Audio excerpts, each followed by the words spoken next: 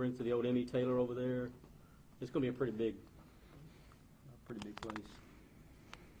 I think 100 and something thousand square feet. I think 3 stories, 3 or 4 stories, 3.5 or something. It's supposed to break ground after the first of the year, so.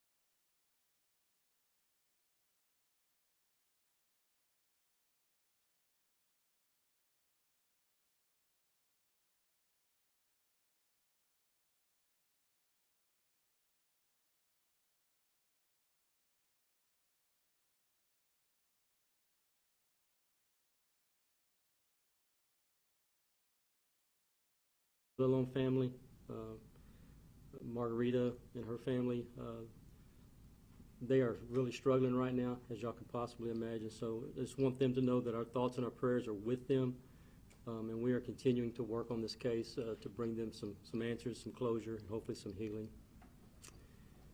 As y'all are aware, in the early morning hours of Monday, August the 3rd, the lives of the Villalon family were forever changed when 5 individuals forced their way into their home, where under the pretense of a robbery, they terrorized the Villalon family and senselessly shot and killed 40-year-old Margarita Villalon, a wife and mother of 11. Over the past few days, Baytown homicide detectives, along with members of our Special Operations Unit, K-9 Unit, and members of our Patrol Bureau, have worked tirelessly to identify and apprehend the individuals responsible for the senseless and tragic murder of Miss Villalon.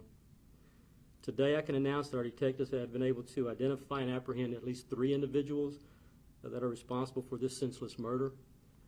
Those individuals are identified as 17-year-old Josue Lopez, 17-year-old Kane Lopez, and a 16-year-old male, all of Baytown. We've also learned during our investigation that these same individuals earlier in the night had committed another burglary at a residence in the same neighborhood. Shortly after the murder of Miss Villalon, they went to another residence where they attempted to do another home invasion. However, the residents of that home saw them, which resulted in them firing several rounds at that home, striking that one of the homeowner at least one time, non-life-threatening injuries, fortunately. So last night, our detectives presented their findings to the Harris County District Attorney's Office Special Crime Division, at which time the charges were accepted on all 3 for their roles in the home invasion and subsequent murder of Margarita. Josue Lopez is charged with capital murder. Kane Lopez and the 16-year-old are charged with aggravated robbery, and all 3 suspects are currently in custody. There is one additional adult, a 19-year-old, that we are currently interviewing to determine what his role was in this crime. And there's also another 16-year-old that is suspected to be involved in this case. So we do still have some work to do. But I just wanted to make sure that the community understood that we are working and we are committed to bringing all of these individuals to justice. Since we began our investigation, we've had one mission, and that mission is to bring Margarita's killer to justice and some closure to the Villalon family. So while we hope that these arrests accomplish that, at least give them a little comfort and help them start their long road to healing, they do ask at this time for some privacy as they try to heal and deal with this tragic situation as a family. So with that said, I'll be able to take a few questions, hopefully answer some of those for you. Okay, did you say they were from Baytown? Yes, all of the suspects, the ones that we have in custody, the one that we're interviewing, and the 16-year-old that is not in custody that's suspected of being involved, they are all of Baytown. So did they know the victims that they? Yes, there's some indication that they were familiar with this particular family. They knew them.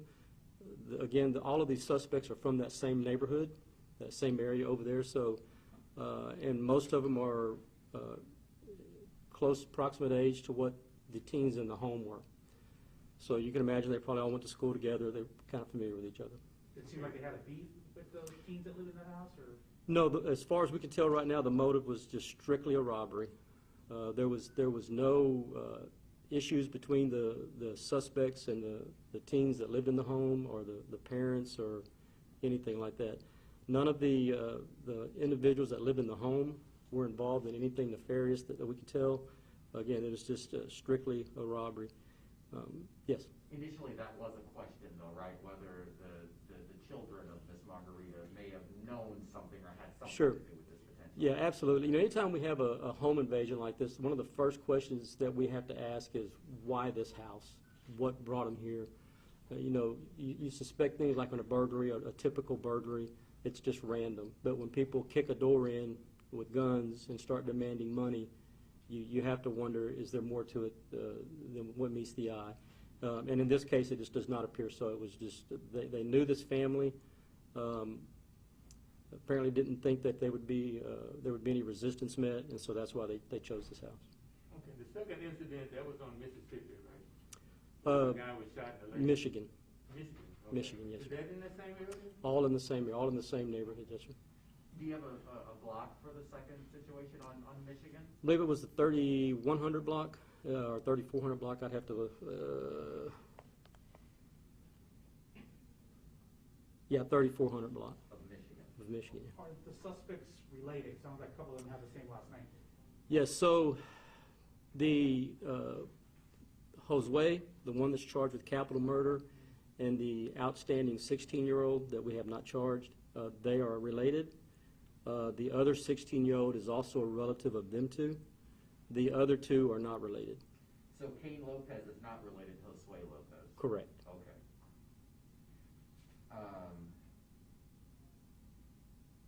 What was stolen from the house? From which one? Miss Margarita's home, from Margarita's. and then the second, well, Yeah. the home before that, and the home after. Yeah. Too. We were talking three situations. Three different crimes, all similar in nature. I don't want to get too much into the details of what was taken from Margarita's home, because we're still really investigating that. But from the initial burglary, the things that were stolen were TVs, jewelry, things of that nature.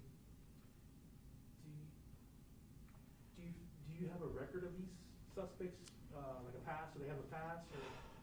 Well, you know, again, because they're of their ages, what I can tell you is that we're familiar with them. I don't really want to get into what their criminal histories look like, just simply because of their ages.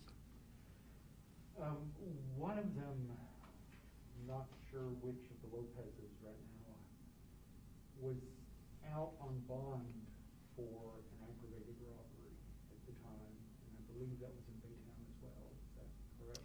Again, I don't want to get too much in what their criminal histories are, just simply because of their ages.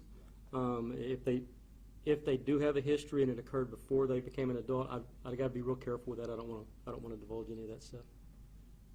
Do you feel like there's other robberies or burglaries that you haven't figured out yet that they've been involved in? It's very possible. It is very possible. I can tell you that they are, at least one of them has been named as a suspect in a few other robberies that we've had. Again, I got to be real careful with that because of their ages. I don't want to go too much further than that. But other again than to say that, you know, we're familiar with them. Is it safe to say they're a ring? I guess you could characterize it as a ring. I think the better characterization would be just, you know, a crew of guys that they all run together. You know, they grew up together. They're from the same neighborhood, just kind of involved in a lot of the same activity. Also, all of them very young, sir, 16, 17 years old. Can you speak to that? That, to be honest with you, is the scary part.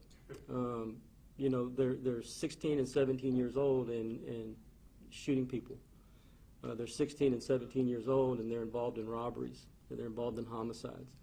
You know, so that is the scary part.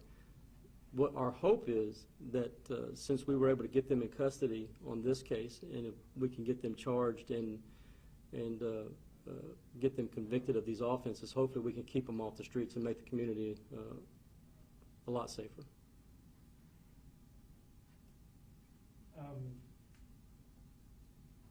What's the process, I just don't know, if the 16-year-old, is it a potential for him being tried as an adult, and how would that happen? Sure, yeah, those are things that the DA's office will have to sort out. Again, they will be looking at things like histories and stuff like that from their end of it. So that is a possibility. And will you send out, sir, just correct spelling of names and whatnot for us to look up that information? Absolutely. What I'll do when we get done here is I'll go back to my office and I will email my prepared statement along with the mugshots of the adults and their names. Anything else? All right. Well, again, I appreciate y'all being here today. Again, one of the main focuses of this press conference was I really wanted to talk to 2 points. One being the Villalon family and let them know that our thoughts and our prayers are with them. And we continue to work on this case to make sure we can get them all the answers that they so righteously deserve.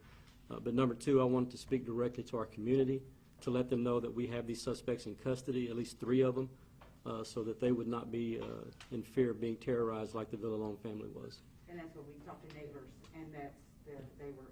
Yeah, and understandably so. As you can, y'all been there. That's a pretty tight-knit community over there.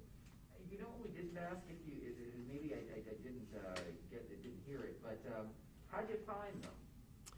Well, you know, to be quite honest with you, I have to give a lot of credit to one of the teen victims of the home because he was able to provide us with a name immediately. Again, us being familiar with the name gave our officers a spot to go start looking. And then when the second shooting took place, we were actually still on scene on Alabama. So when that call dropped, we flooded the area with officers, and a couple of our officers actually spotted Josue and another, his brother, in an alleyway. And so I have to give a lot of credit to the team that was able to give us that name. Did you recover the weapon that was used? I'm not going to get into what we recovered. I will tell you we have recovered a lot of evidence linking them to all 3 cases, but beyond that I don't really want to speak to the specifics of that. And you said Josue's brother, so the 16-year-old who's being questioned right now is Josue's brother? Well, no. Right now we're questioning a 19-year-old who is unrelated to any of them. All right. The 16-year-old brother, we have already talked to him, but we have not charged him. That's what it is. Okay. Okay. The second victim, do they know the second victim, second house that they hit up? No, at this point we don't believe they did.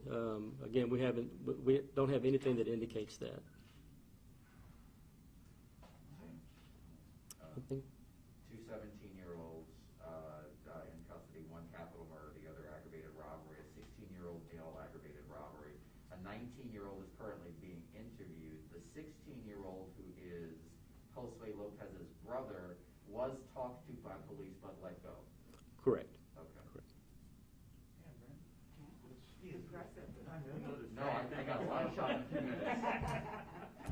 Just a couple Yeah. minutes, you know? So, again, the one last point I want to make is, and I always say this, obviously, we still have some work to do. I'm not sure how this interview is going to turn out with the 19-year-old, so there very well could be some additional charges coming.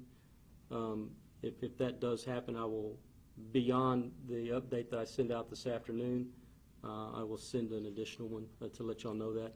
Unless, of course, that transpires before I go home today, then I'll send it all out at one time. But the other thing that I also say is that this is the easy part for us.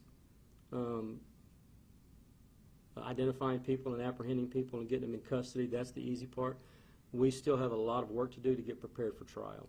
So these things take a long time to come to fruition, so we still have a lot of work to do. But I am extremely proud of our investigators. I'm extremely proud of our K-9 units that helped us, our patrol officers that helped us. It was truly a collaborative effort. And again, I cannot say it enough. I'm extremely proud of the young man at that residence that was able to give us a direction to go. Because you can imagine being terrorized in that way, to have the wherewithal to comprehend what's going on and give us a name. It speaks volumes about him. Do you guys gather any surveillance? I guess? We did recover some surveillance, not from the actual residence, but we recovered some surveillance footage in that area. Don't want to go into a whole lot of detail about what that footage entailed. Again, because we're still interviewing people and we may have other people to talk to, so I got to be careful with what I say we got. We good? All right, thank you. I appreciate y'all. Think we get those pictures and whatnot before the 5 o'clock?